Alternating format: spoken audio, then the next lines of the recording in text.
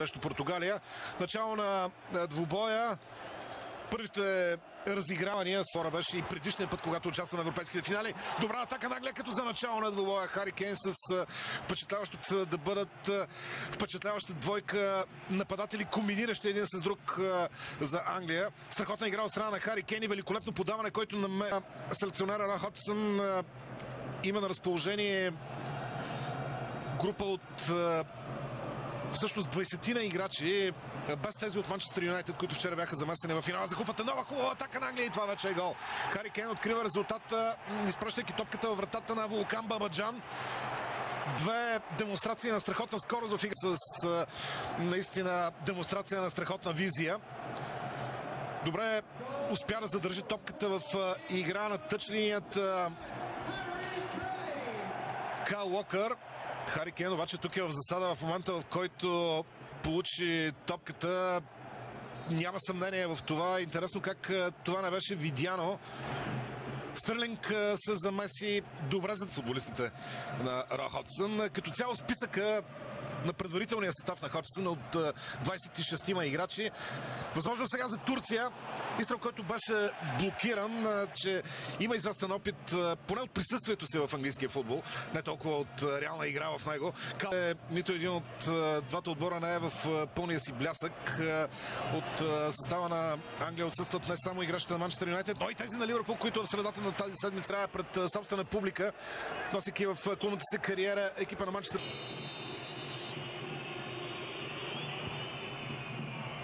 Колко интересно изпълнение от страна на разконцентриране от страна на англичани. Техника по съвсем различен начин.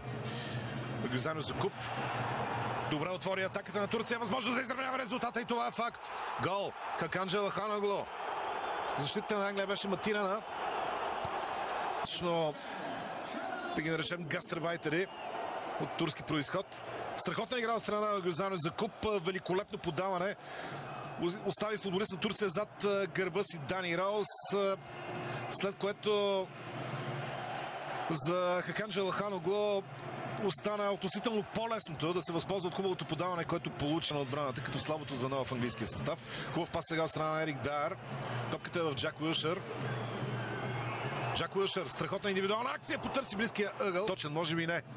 Но пък начинът, по който преодоля Джанер Аркън, излезе на позиция за изстрел Джак Уилшър, беше наистина впечатляващ. Може би все...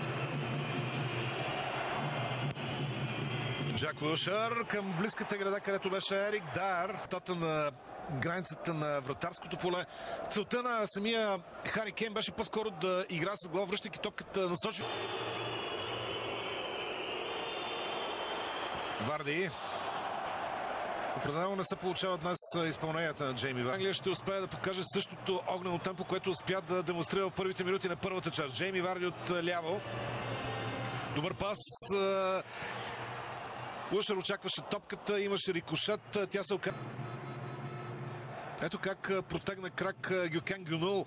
Затова топката не достигна до Чалханоглу. Страхотно центриране към близката града. 24 годишни нападател.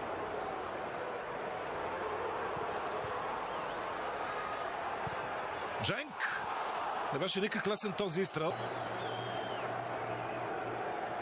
Турция тук заслужаваше да бъде напред в резултата и това ще да е закономерно развитие на нещата. Намери път през Хари Кейн да центрира някъде между точката на дуспата и границата на вратарското поле. Всъщност самата граница на вратарското. Възможно е след играта с глава на Джон Стоунс. Точно така. Топката наистина се докосна до Чалханоглу. Към близката града.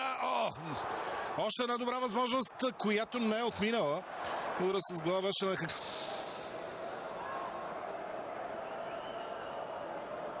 другият централен защитник, пък Махмед Топал, задържа топ. Най-логично е Ерик Дайер да влезе в игра на мястото. Т.е. Ерик Дайер да отстъпи мястото на Дани Дринквотър.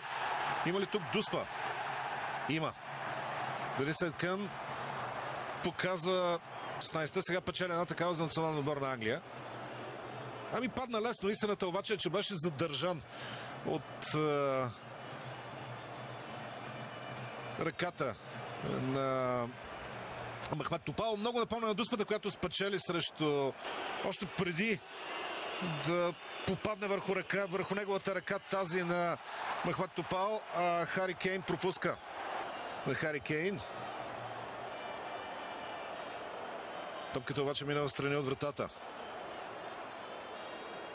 Стреляше, може би това отне от точността. Става в лявата му част.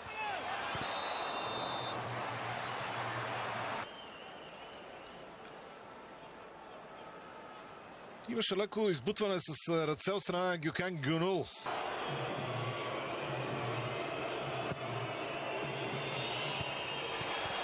Келхио стреля с глава. Топката е в мрежата на Турция. Варди вкарва. Получава поздравления. Много странно объркване се получи в турската защита.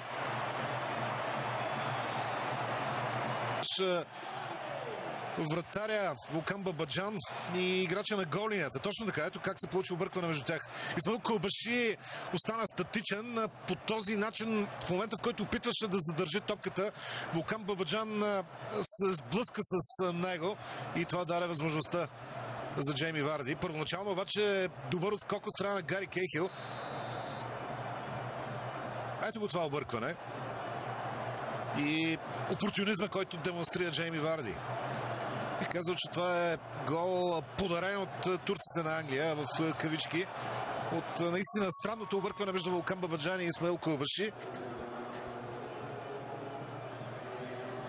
Има усмивка на лицето на Рай Ходжсън.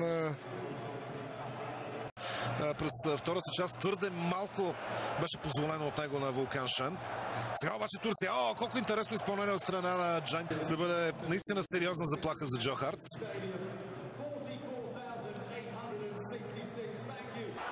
Този шанс обаче е пропилян от турския отбор на първо време. Исмаил центрира! Джо Харт! Фантастично се превърна в изравнителен гол. Всъщност Уджей Шахан беше този,